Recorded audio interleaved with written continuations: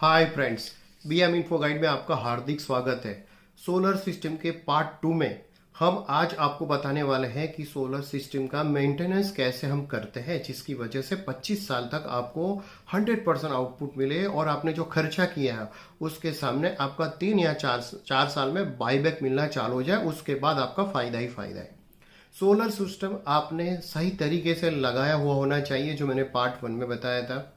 उसका ओरिएंटेशन, उसका एंगल जो सही तरीके से लगाया होगा। अगर आपको उसकी भी जानकारी चाहिए तो मुझे कमेंट करना, मैं सही तरीके से आपको बताऊंगा कि सोलर सिस्टम का ओरिएंटेशन और कौन से एंगल में रखने से आपको 100% आउटपुट मिल सकता है। दोस्तों, जो भी आपका लेटीट्यूड लॉन्गिट्यूड होता है उसके हिसाब से आपके सिटी वाइज, एरिया वाइज आपका उसके हिसाब से एंगल रहता है, जिसकी वजह से सूर्य की रोशनी 100% आपके सोलर सिस्टम के रहे। और उसके लिए आपको कैसे उसको इंस्टॉलेशन करना पड़ेगा। दोस्तों, सेकंड कि सोलर सिस्टम का मेंटेनेंस बहुत ही आसान तरीका है जो आज मैं वीडियो में बताने वाला हूं। लेकिन अगर आपने उसको नियमित तरीके से साफ सफाई नहीं किया तो धीरे धीरे करके उसकी एफिशिएंसी कम हो जाती है। एफिशिएंसी कम होना मीन्स यूनिट जनरेशन आपका कम हो जाता है। चाहे धूप हो, चाहे दोपहर में 12-1 बजे हो, सूर्य की रोशनी प्रॉपर आती है, सोलर सिस्टम सही लगी है, फिर भी अगर आपने नियमित तरीके से आपने उसको अच्छी तरह से मेंटेनेंस नहीं किया तो आपका यूनिट जनरेशन सपोज कि पहले शुरुआत में एक दिन में सपोज 5 यूनिट का जनरेशन होता था। अगर सही तरीके से मेंटेन नहीं किया तो उसका 1 या 2 यूनिट आपका जनरेशन होता है। तो दोस्तों, मैं धीरे धीरे करके आपको एक एक पॉइंट समझा रहा हूं कि आपको कौन सी चीज में ध्यान रखना है, जिसकी वजह से आप आपके सोलर सिस्टम से 100% आउटपुट ले पाए। दोस्तों, अभी तक मैंने मेरे चैनल को आपने सब्सक्राइब नहीं किया तो सब्सक्राइब कीजिए, लाइक कीजिए और दोस्तों के साथ शेयर कीजिए। सोलर के बारे में अगर कोई और जानकारी चाहिए तो कमेंट बॉक्स में मुझे बता देना, I will make a video for you. दोस्तों, सबसे पहला कि जो पैनल्स है उसकी साफ सफाई नियमित तरीके से करना है, और जो साफ सफाई करनी है वो सुबह या तो शाम के करनी है। उसके ऊपर जो हाई ब्रश आता है, जो हार्ड ब्रश आता है, उससे कभी नहीं करनी है। कोई केमिकल से आपको उसको साफ नहीं करना है। अब मैं देख रहा हूं कि कई जगह पे आपने वो फाउंटेन लगाया है जो स्प्रे करते हैं, लेकिन स्प्रे करते हो नियमित तरीके से सुबह शाम या तो एक बार करते हैं, लेकिन स्प्रे में अगर वहां पर मिट्टी जमी है तो स्प्रे भी सही तरीके से काम नहीं करता है।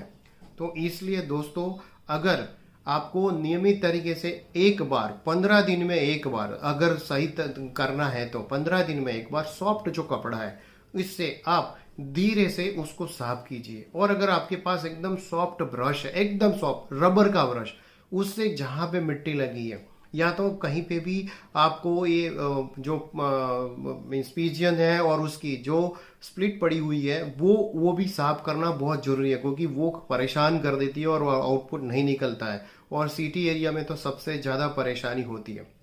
तो ये आपको नियमित तरीके से साफ करना है, शुद्ध पानी से साफ करना है। कोई एसिड, फिनाइल या तो ऐसी चीज से मत कीजिए जिसकी वजह से आपका सोलर सिस्टम बिगड़ जाए। शुद्ध पानी से आप साफ कीजिए। अगर आपके पास जो कोई मेंटेनेंस एजेंसी है और रोबोटिक से आपको साफ सफाई करनी है तो मेरा सजेशन है कि एटलीस्ट आप 4 महीने में एक बार उससे साफ सफाई कीजिए, जिसकी वजह से आपके साल भर आउटपुट अच्छा मिलेगा और एकदम सेफ्टी के हिसाब से वो साफ होता है, जिसका खर्चा बहुत कम लगता है लेकिन अच्छी तरीके से सफाई होती है। तो सोलर सिस्टम की सफाई के बारे में आ गया। उसके बाद बहुत ही इंपॉर्टेंट चीज़ है कि धूप कड़ी है, उसमें जो केबलिंग आपकी जो होती है वो केबलिंग धूप की वजह से शायद खराब हो सकती है, तो उसको प्रॉपरली आप वायरिंग जो है वो पाइप में किया है कि नहीं है वो आप देख लो। अगर पाइप में नहीं किया है तो एक बार वापस उसको पाइप में करवा दीजिए, जिसकी वजह से वो केबल खराब ना हो। जहाँ पे प्रॉपर जॉइंट्स है उसका कनेक्शन टाइट होना चाहिए, जिसकी वजह से बाद में वो खराब ना हो जाए, और प्रॉपर साइज के ही लगे होने चाहिए। अगर साइज के बारे में अगर जानना है कि कितना किलोवाट के सोलर सिस्टम में कितना साइज का केबल चाहिए तो मुझे कमेंट बॉक्स में जरूर लिख देना। मैं आपके लिए सेपरेटली वीडियो आपको बनाऊंगा कि कौन से साइज में कितना केबल लगता है। तो ये केबल की बात आ गई। केबल ऐसे फ्लोर पे या तो टेरेस पे कहीं पे मीन्स ओपन नहीं होने चाहिए, क्योंकि बार बार की कोई किसी का पैर आएगा, कोई चीज ऊपर गिरेगी या तो कुछ भी हो सकता है जिसकी वजह से वो डैमेज होगा और आपको प्रॉपर आउटपुट नहीं मिलेगा, जनरेशन नहीं, ब्रेकडाउन आएगा।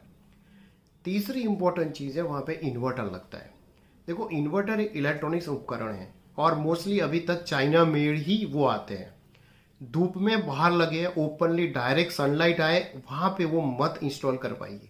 थोड़ा धूप से कम उसको ऐसी जगह पे रखिए कि डायरेक्ट सनलाइट उसके ऊपर ना हो। नहीं तो क्या होती है कि डायरेक्ट सनलाइट गिरने से, वो भी एक इलेक्ट्रॉनिक्स उपकरण है, उसमें भी धीरे धीरे करके एफिशिएंसी कम हो सकती है, या तो टेम्परेचर की वजह से कई बार क्या होता है कि वो आउटपुट देना या तो ट्रिप हो जाती है।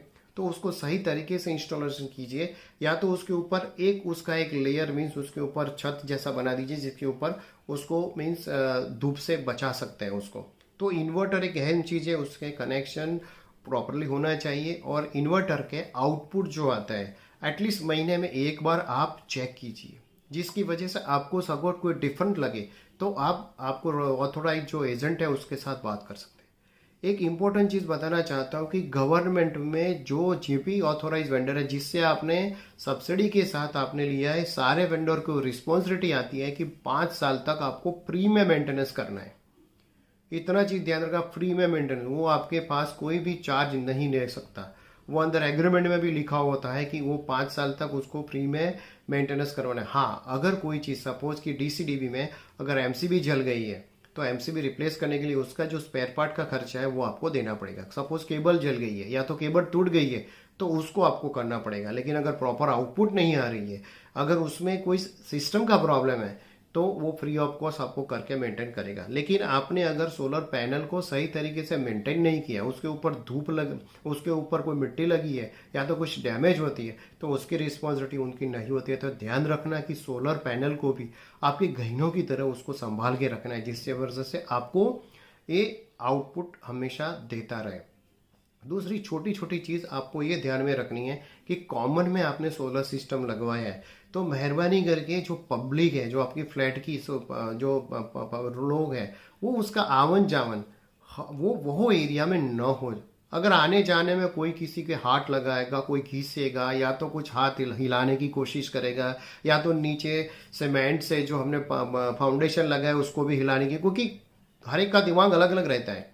अगर आपने वहाँ पे प्रॉपर बाउंड्री कर दिया कि वहाँ पे किसी को जाने की मनाही है और उसको 100% फॉलो होना चाहिए। नहीं तो कई बार हमने देखा है कि सिस्टम प्रॉपरली लगी है लेकिन किसी की गलती की वजह से पूरा सिस्टम अनबैलेंस हो जाता है, उसके मीन्स फिर वापस उसको इंस्टॉलेशन करना पड़ता है। तो वो नौबत ना, अगर ऐसी नौबत आती है इंस्टॉलेशन का खर्चा आपको देना पड़ेगा जो पहले फ्री ऑफ कॉस्ट होता था।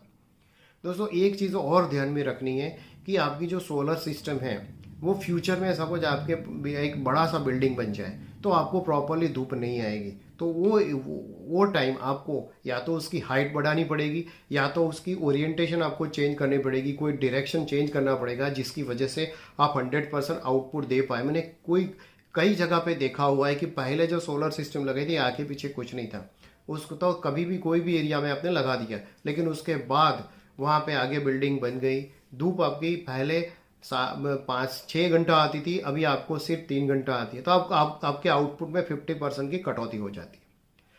हो सके आपने अगर नया सोलर लगाया नहीं, मीन्स लगाने वाले हो, तो डबल लेयर वाला लगाओ, जिसकी वजह से एफिशिएंसी और भी ज़्यादा बनती है। थोड़ा खर्चा ज़्यादा होती है लेकिन वो आपको अच्छा रिजल्ट देती है। तो दोस्तों, ये सोलर सिस्टम को मेंटेनेंस करने के आपके तरीके दिखाए, और हर हमेशा ध्यान रखो कि मंथली एक बार उसको प्रॉपरली क्लीन करके उसके आउटपुट मेजर कीजिए, जिसकी वजह से प्लस और माइनस होता है तो पता चले, और उसको रिकॉर्ड में रखें तो आपको पता चलेगा कि लास्ट टाइम हमें ये था, अभी ये था। मीटर में देखा, जब भी मीटर आता है तो देखा कीजिए कि उसका जनरेशन क्या था। सीजन वाइज उसको चेंज हो सकता है लेकिन आपको अंदाजा आ जाएगा कि धूप कितनी है और उसके सामने आपको आउटपुट कितना मिला। दोस्तों, फिर भी सोलर के बारे में कुछ भी जानना है, कुछ भी डिटेल चाहिए तो आप मुझे कमेंट बॉक्स में जरूर कीजिए, मैं आपके लिए सेपरेटली वीडियो बना के वापस से चैनल में लोड करूंगा। थैंक यू दोस्तों, आपको कैसा वीडियो लगा आप कमेंट बॉक्स में जरूर लिखना। Thank you.